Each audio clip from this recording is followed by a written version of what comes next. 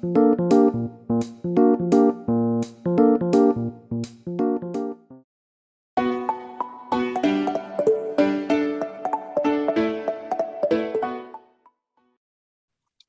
여기 참여 중이신 분들이 스타트업 사장님들도 계시고 네. 또 교수님도 계시고 그러신 것 같아요. 네, 맞습니다. 지금 어디에 초점을 맞춰서 하는 게 좋을지 제가 잠시 고민을 해봤습니다. 근데 일단 기본적으로는 스타트업 사장님들의 고민의 입장에서 하는 걸 기본으로 하겠습니다. 근데 이제 더불어서 스타트업 사장님들도 당장 투자 유치나 이런 거를 준비하거나 액션을 취하시는 단계에 있지 않으신 분도 있을 수 있고, 또 좀 광범하게 투자 또는 투자 유치 이런 것과 관련한 조금 기초적인 실무나 상식 이런 부분을 필요로 하시는 그런 분도 있을 수 있기 때문에 조금 전체적으로는 하여간 스타트업 투자와 관련해서 조금 기초적인 부분에 초점을 맞춰서 세세하지는 않고 야 이런 거 알아두면은 인생에 도움이 되겠다 하는 측면에서 포인트를 찝어서 중점적으로 말씀을 드리는 식으로 진행을 한번 해보겠습니다. 지금 제 슬라이드 화면이 넘어가나요? 슬라이드 화면을 보면서 하는 게 저는 좋을 것 같아요. 안 넘어갔습니다.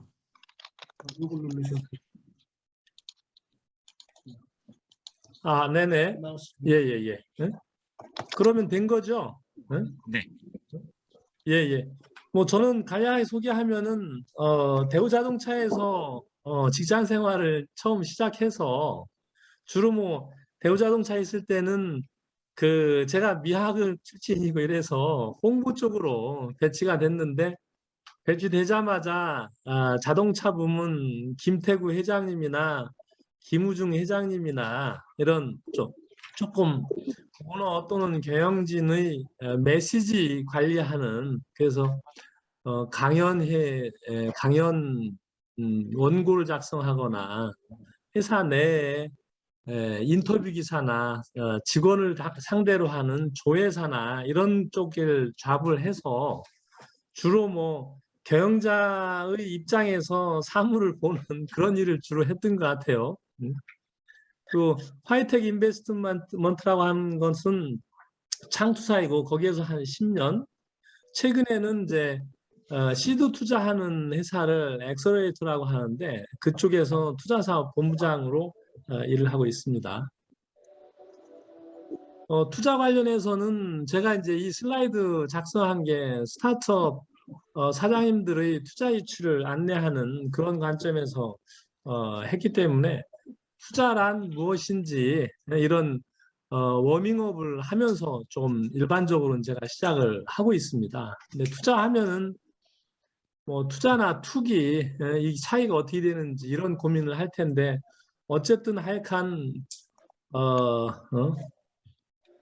투기라고 하는 거가 사실은 사전적으로는 시세 차익을 목표로 해서 우연적이든 필연적이든 시세 차익을 노리고 증권이나 부동산을 취득하는 걸 투기라고 하는데 우리 스타트업 사장님들한테 투자하는 그 투자기관의 자금도 본질에 있어서는 투자하고 나서는 엑시스를 해야 되기 때문에 그런 의미에서는 시세 차익을 노리는 일반 트레이딩이나 본질적이는 같아. 근데 이거를 뭐 그냥 투자자는 좀 천사의 이미지로 해서 엔젤 투자자 또 그냥 투기하면은 뭐 기업 사냥꾼 이렇게 인식을 하는데 그렇지 않다. 왜냐면은 우리 이제 사장님들이 가져야 될 관점이 투자 기관에서 투자하는 것도 대부분 이제 조합에서 투자를 하는데 조합은 투자 조합에 돈을 댄 사람이 있고 그거는 반드시 조합 만기가 되면 회수해야 되기 때문에 그런 의미에서 해소하는 시점이 뭐 한 달, 뭐 이렇게 짧은 시기는 아닌다 하더라도 어차피 투자는 해수를 전제로 하고 하기 때문에 그런 의미에서는 투기나 큰 차이가 없기 때문에 투자를 받으시는 분들은 그런 입장에 고민을 하면서 투자자한테 어떤 혜택을 주고 어떻게 혜택을 주어서 메리트 있게 보일 건가 그런 부분에 관심을 가질 수밖에 없다. 그런 입장으로 하여간 간략하게 말씀을 드리고 저는 하여간 투자 관련해서는 뭐 투자 받으시려는 분하고 투자하시려는 분하고가 있을 텐데 어쨌든 저는 이제 투자하는 입장에서 쭉 고민을 해왔던 사람 입장에서 지금은 이제 스타트업이 투자를 받으려고 하시는 분들을 자문하고 투자 받으려고 하시는 분들이 꼭 알아야 될 거가 투자하려고 하는 사람들의 입장이나 그런 부분이기 때문에 그런 관점에서 한번 봅시다. 그런 차원에서 좀 서론을 좀 말씀을 드리고 있고요. 이건 좀 넘어가겠습니다.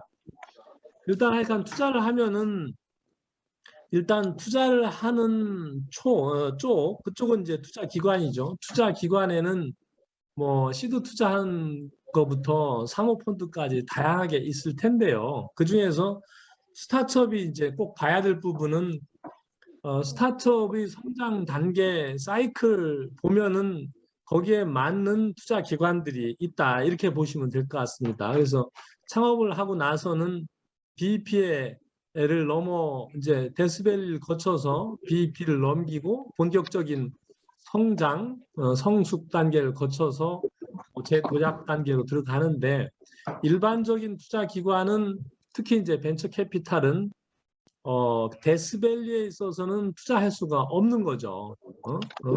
보통 그래서 이게 이 기업의 성장 단계별 프로세스와 그에 맞춘 투자 프로세스를 대부분의 모든 투자 강의에서 이런 그래프나 시트를 보게 될 텐데 이건 제가 위키피디아에서 캡처를 한 화면인데요. 이게 가장 좀 나름대로 잘 정리된 것 같아서 이걸 지금 보여드리고 있는 건데 여기에서도 그 BEP를 요게 이제 미세하게 보면은 BEP를 막 통과하는 밑에 시점에서도 투자가 시작이 되지 않고 조금 지나서 이렇게 그림을 그려놨는데 이게 파란색으로 그 존이 이렇게 이제 본격적으로 기업이 성장을 시작해서 이익을 내기 시작하는 이런 단계에 VC도 투자를 하는 그래서 뭐 A 시리즈, B 시리즈, C 시리즈 이렇게 이제 투자를 하는데 그러면은 스타트업 입장에서는 회사가 막 성장하고 돈을 벌기 시작하는데 그럼 왜 투자를 받습니까? 투자 안 받지. 그러면은 투자 기관이나 심사협들은 그럼 투자 받지 마세요. 그러죠. 무슨 뭐 아쉬워서 투자하는 것도 아니고. 근데 그렇게 해가지고 성장 단계에 들어갔는데 투자받지 않고 자기 주변 자금이나 본인 유부 자금으로 한다 하면은 뒤쳐져서 2년, 3년 후에 가면은 도태하게 말죠. 그래서 당연히 투자를 받아야 되는 거고. 그래서 본격적으로 기본적으로는 회사가 이익을 내고 성장 단계에 있는 구간에서 투자를 한다. 그러면은 그게 이제 VC 영역이고 정부 입장에서도 그러면은 사실은 그 앞 단계에 있는 시드 단계에 있고 성장 데스밸리에 있는 곳에 투자가 돼야 이런 어떤 창업 생태계도 돌아가기도 하고 의미도 있고 하기 때문에 정부에서 그쪽을 어떻게 강화할지 그런 부분을 계속 고민하다가 최근에는 2016년에 이제 법이 도입이 돼서 다음 요 슬라이드에서 보듯이 우리 이제 저거 벤처 투자 촉진에 관한 법률이 제정이 됐죠. 그래 그 법률에서 창업 기획자라고 이제 번역이 돼 있는 그래서 엑셀러레이터라고 하는 투자 기관이 법에서 투자 기관으로 별도로 등록을 받고 시드 투자를 전문으로 하는 제도가 도입이 돼서 운영되고 있다. 이렇게 보실 수 있을 것 같습니다. 그래서 저는 오늘 이제 투자 기관에 대해서는 시드 투자를 전문으로 하는 엑셀러레이터, 그다음에 본격적인 성장 단계에 투자하는 어쨌든 벤처 투자하는 벤처 캐피탈 그 두 부분을 간략하게 특징을 살펴보고 이 두 부분이 주로 이제 하는 투자 행위를 할 때에 따르는 뭐 투자 상품이라든가 투자 계약이라든가 회사 가치 평가라든가 이런 부분을 실무적으로 좀 이슈가 되는 부분을 주 포인트로 해서 설명을 드릴까 합니다. 그럼 먼저 엑셀러레이터는 이게 이제 벤처 투자 촉진에 관한 법률에 의해서 규정이 돼 있고 지금 이제 이렇게 3년 미만의 초기 창업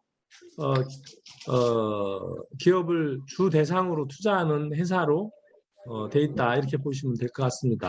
그래서 엑셀러레이터도 하나의 회사이죠. 주식회사이죠. 주식회사가 아닌 재단법인이나 뭐 전국에 있는 창조경제혁신센터도 엑셀러레이터 자격이 있습니다만은 대부분은 주식회사인데 이 등록 요건은 투자사이면서 최소 납입자본금 기준이 1억이다. 그래서 매우 소규모 회사다. 이렇게 보실 수 있을 것 같아요. 그다음에 전문 인력 규정이 있는데 전문 인력 2명이 있으면 되고 전문 인력도 뭐 그렇게 까다로운 조건은 아니어서 쉽게 할 수 있는 나머지는 뭐 보육 공간이나 이런 게 있지만 큰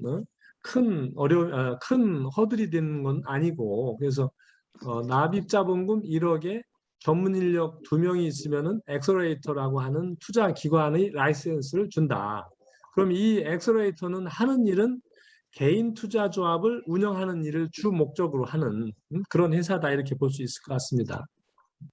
그래서 법에는 엑셀러레이터가 해야 되는 역할이 아예 규정이 되어 있습니다. 그래서 스타트업을 보육해라. 보육 의무가 있습니다. 그래서 여기 제가 이 슬라이드에 적어놓은 스타트업의 사업 모델을 개발, 뭐 기술 및 제품 개발 이게 9가지 있는데 이게 법 조문에 아예 9가지를 해라 이렇게 아주 규정이 돼 있습니다. 투자 의무가 있고 대신 뭐 이런 투자나 보육 의무가 있는데 이 의무를 수행하면서 이게 주식회사인데 이 의무를 부여하면서 돈을 받아도 되는지 받지 말은 이런 규정은 없습니다. 그래서 사실은 돈을 받고 해도 되는데 그러면 또 뭐 제대로 안 되고 하니까 엑셀러레이터들은 보육이나 이런 부분은 서비스로 보통 많이를 해주고 있다 이렇게 볼 수 있을 것 같습니다. 그러면은 엑셀러레이터는 주식회사인데 뭐 먹고 사느냐?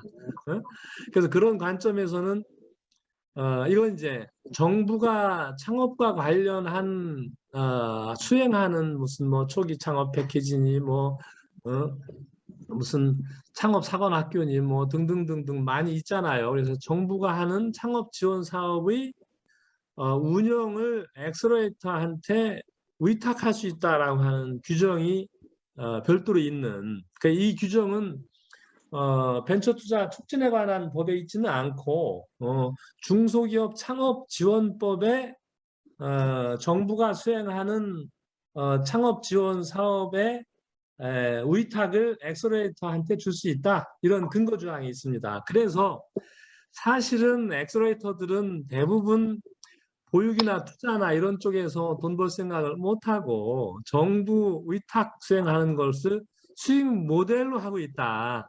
이렇게 볼 수가 있겠습니다.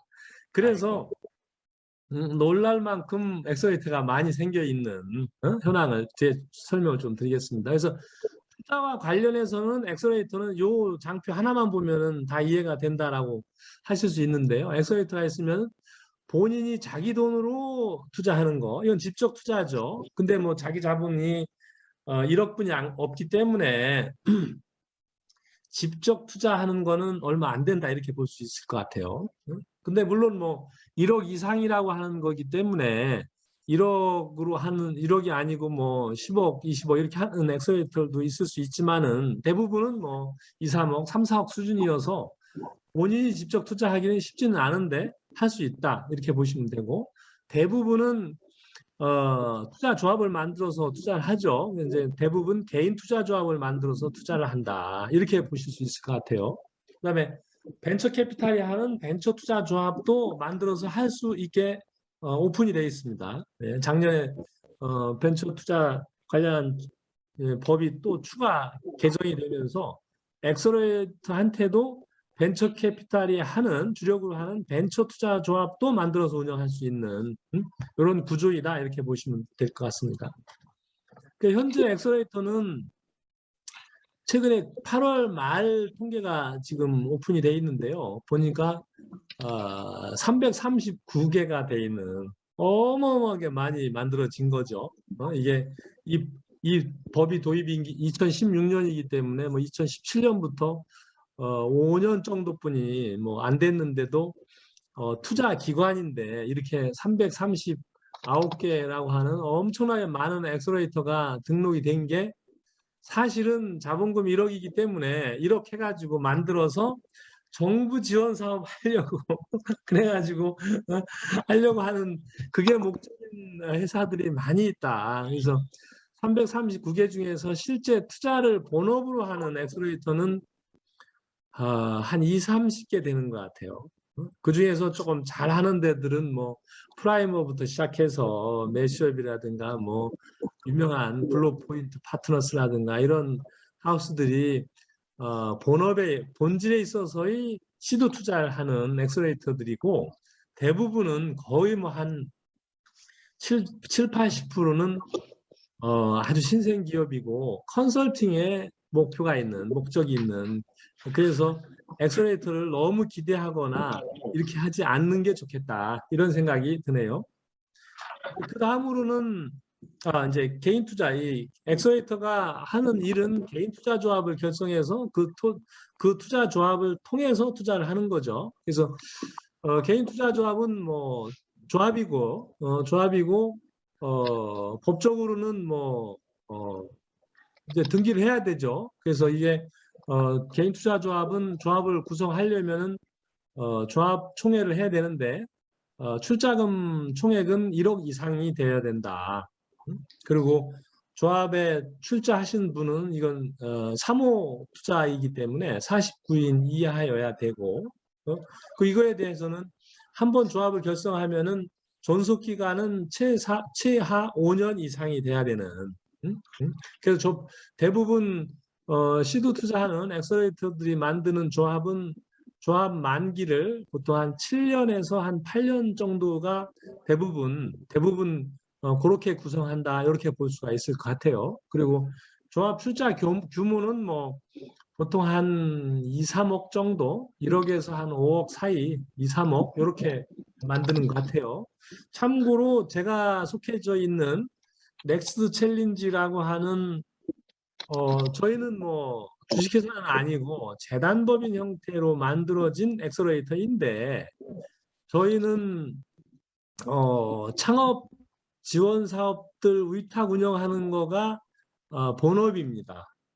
그래서 저희 초기 창업 패키지도 운영하고 있고 또 뭐 부산에도 뭐 하는 게 있고 인천에서 하는 것도 있고 그렇게 해서 창업 지원 업무를 하시다가 저를 이제 영입해서 투자 본부를 만들어서 투자 기능을 작년에 이제 도입을 한 그래서 저희는 개인 투자 조합을 지금 3호까지 운영을 하고 있는데요. 1호가 2억 2천, 2호가 2억 5천, 3호가 3억 6천 이렇게 만든 그래서 조금만 그래서 5천만 원씩 매 호마다 투자자를 공개 모집해가지고 한 5개 정도씩 투자를 하는 5천만 원씩 그렇게 운영을 지금 하고 있습니다. 그래서 그렇게 저희처럼 이렇게 운영하는 거가 대부분 뭐 일반적이다 엑셀러레이터는 이렇게 보실 수 있겠습니다. 그 개인 투자 조합의 운영은 이제 아까 엑셀러레이터가 이제 제너럴 파트너스 GP 역할로 해서 대부분 뭐 모든 의사결정을 다 한다. 업체의 발굴, 투자 심사, 투자 집행, 사후 관리, 그다음에 정산, 결산 뭐 이렇게 다 해서 관리를 엑셀러레이터가 하는 게 이제 조합이다 이렇게 보실 수 있겠습니다. 그리고 이 조합은 뭐 현재는 우리나라에 한 2,000개 정도가 한 1조 5천억 정도를 지금 운영하고 있다 이렇게 보시면 될 것 같아요. 그리고 작년에는 대략 뭐 한 2,500억 정도를 한 1,000개 정도, 한 8, 900개에 2,500억 정도를 개인 투자조합에서 투자했다. 이렇게 보실 수 있을 것 같습니다. 근데 개인 투자조합은 어쨌든 시도 투자를 하는 거고 매우 수익 내기가 어렵고 또 사회적으로도 의미가 있는 투자이기 때문에 정부에서는 파격적인 혜택을 주고 있는데 개인 투자조합에 출자하는 출자자는 100% 소득공제 혜택을 줍니다. 뭐 아주 이건 뭐 아주 뭐 혜택이 큰 거죠. 그다음에 또 개인 투자조합에서 뭐 수익을 내면은 주식을 나중에 투자했던 주식을 팔 거 아니에요. 팔면은 당연히 비상장 주식이기 때문에 양도소득세를 내야 되는데 양도소득세도 비과세다. 그래서 큰 혜택을 주고 있고 또 이 개인 투자조합부터 투자를 받은 스타트업에게는 뭐 5천만 원 이상 투자를 받으면 뭐 당연히 투자 트랙으로 뭐 자동으로 벤처기업이 등록이 되기도 하고 그래서 뭐 그런 큰 혜택이 있기 때문에 혜택을 주어주고 있다 이렇게 보실 수 있겠습니다. 그래서 개인 투자조합 출자자한테 주는 아까 소득공제 혜택은 금액으로 치면은 투자조합에 뭐 3천만 원 투자했다 그러면 3천만 원을 100%다 연말 소득공제할 때 공제 혜택을 주는 그럼 이게 엄청난 거죠. 지금이 이제 11월이기 때문에 이 혜택 때문에 의사 무슨 뭐 변호사 전문직들이 자기 3천만 원이면은 요 다음 페이지 제가 뭐 소득 이제 이거 소득 공제이기 때문에 예를 들어서 뭐 이거는 제가 자기 연봉이 8,800만 원에서 1억 5천 사이면은 지방세까지 하면 38.6%가 세금이잖아요. 근데 이거를 자기가 그 100% 아까 3천만 원까지는 소득에서 완전히 빼주는 거기 때문에 38.5% 혜택을 주는 거잖아요. 그 밑에 뭐 1억에서 1억 5천에서 3억이다 하면 41.8%인데 그럼 결국은 사실은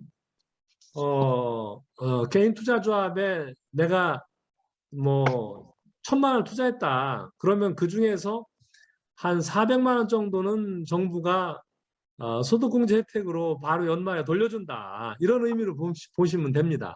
그런 의미에서 전문직들이 개인 투자조합을 많이 활용해서 하고 있다. 이렇게 좀 참고로 아시면 좋을 것 같습니다. 그래서 이제 그거를 투자조합 결성이나 이런 절차 이런 거는 우리 실무적으로 생략을 하겠습니다. 이제 이거 간략하게 이 투자기관 관련해서 개인 투자조합 관련해서 좀 이렇게 어떻게 보면 팁을 드리는 건데요. 이게 이제 스타트업이 투자 유치를 하기가 어렵잖아요. 특히 뭐 아주 초기이기 때문에 그때 스타트업 사장님들이 개인 투자조합을 자기가 만드는 거죠. 그래가지고 그 돈을 자기가 투자받는 거죠.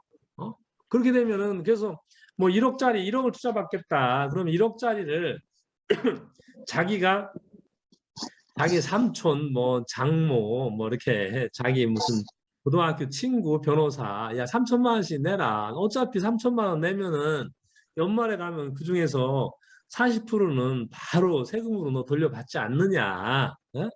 이렇게 해가지고 서너 명을 꼬셔가지고 그래서 한 1억짜리 1억 5천짜리 만들어가지고 그거를 자기가 그냥 100%다 자기 회사에 투자를 받는 거예요. 그럼 자기가 그냥 자기한테 투자를 하는 거죠. 그런데 그렇게 투자하고 나면은 그러면 개인 투자조합으로 만약 1억을 하면은 정부가 엔젤 매칭 펀드라는 게 있어서 거기에서 똑같은 조건으로 투자 심사를 하지 않습니다. 이거는 개인 투자조합에 투자한 거를 투자 심사해서 투자했다고 해서 그걸 존중하는 거죠. 시장에서 확인이 된 거다.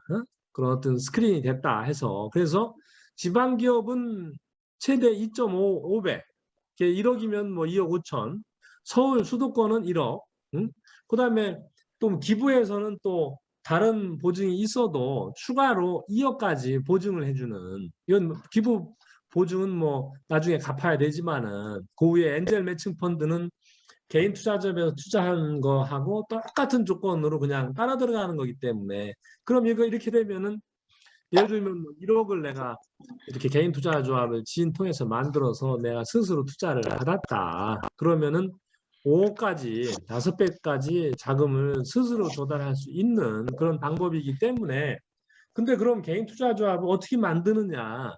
개인 투자조합은 엑셀레이터를 끼고 만들면 편하고 근데 막 그렇지도 않고 그냥 내가 개인이 만들겠다. 이 개인 투자조합이기 때문에 개인이 그냥 만들어도 됩니다.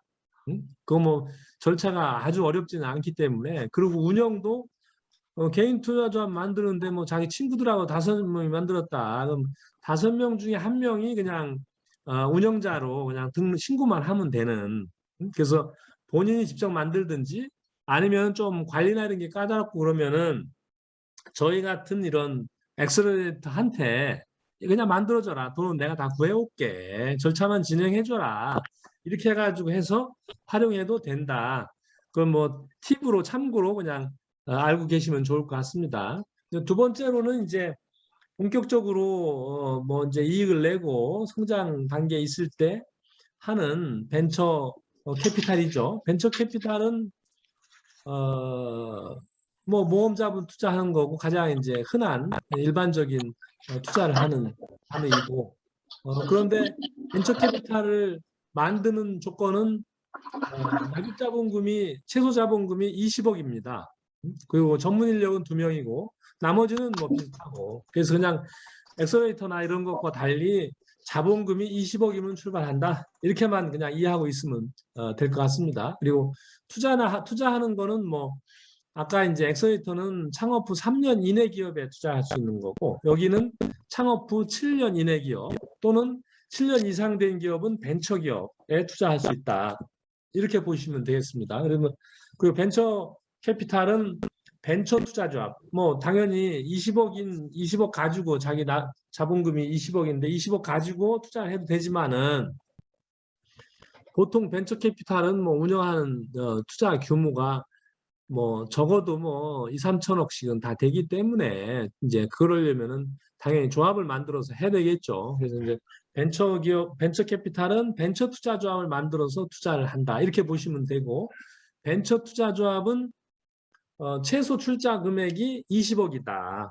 그리고 존속 기간은 이것도 5년 이상이고 출자자는 이것도 사모펀드이기 때문에 사모 방식으로 해야 되기 때문에 49인 이내이고 그래서 그런 차이만 있다라고 보시면 될 것 같습니다. 그리고 뭐 그런 쭉 제가 넘어가겠습니다.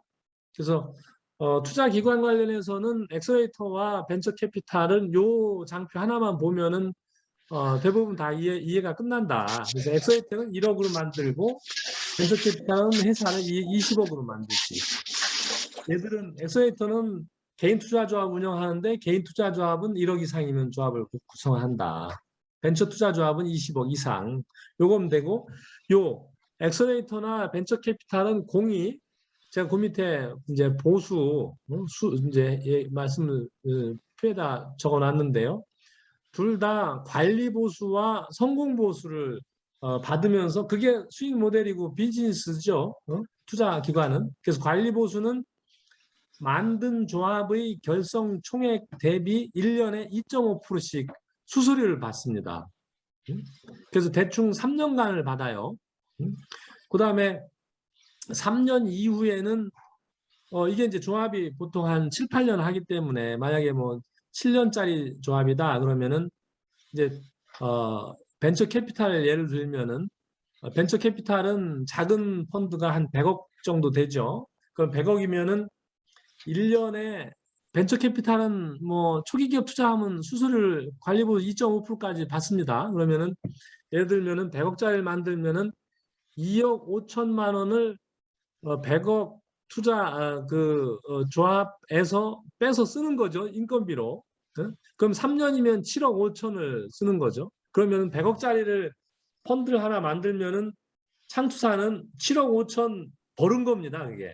자기들 거기서 빼서 쓰는 거니까. 자기 인건비를 쓰기 때문에. 그리고 4년부터 7년, 나머지 이제 4년 차부터 7년까지 4년 동안 그때는 100억 중에서 내가 투자를 했을 거 아니에요. 보통 투자 기간이 3년입니다. 3년이면 뭐 자기가 받는 수수료 빼고 나머지 다 투자했겠죠. 그럼 투자한 것에서 회수한 거, 그건 회수한 거는 이제 자기 통장에 들어가 있을 거니까 관리 보수를 받을 필요가 없는 거죠. 논리적으로 볼 때는. 그래서 아직 투자를 했는데 회수하지 않은 거, 배 곱하기 2.5%를 받습니다. 그러면은 전체적으로는 만약에 2.5%다, 관리 보수다. 그런데 이게 7년짜리다. 그러면은 대충 한 7 곱하기 2.5까지는 안 될 거 아니에요. 그러니까 7 곱하기 한 2, 그럼 한 14억 정도. 그러니까 그래서 벤처 캐피탈은 100억짜리 하나 만들었다 그러면은 14억을 버는 겁니다. 자기 비즈니스 모델이.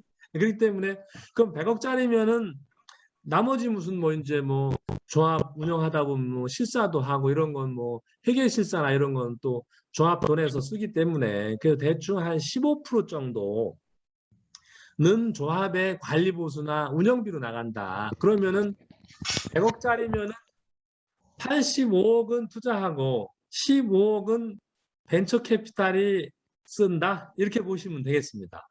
그러면은 그건 이제 일반 관리 보수고, 이제 성공했을 경우에 그때는 성공 보수는 총합은 이제 아까 85%를 투자해서 내가 7년 후에 이 조합을 해산할 때 이 조합이 뭐 원금 이상을 성공한 거다 이렇게 보기도 합니다. 요새는 특히 이제 시도 투자하는 이런 투자는 어렵기 때문에. 근데 보통은 일반적으로는 뭐 그래서 은행 이자 이상은 내야 되기 때문에 예를 들면 뭐 5%가 목표 수익률이다 이러면은 7년이면은 57, 35%가 이제 목표 수익률인 거죠. 이제 이걸 복리로 해야 되기 때문에 35%보다는 조금 많지만은 그냥 달리로 35%라고 가정을 하면은, 그러면은 7년 후에 100억이 135억이 됐다.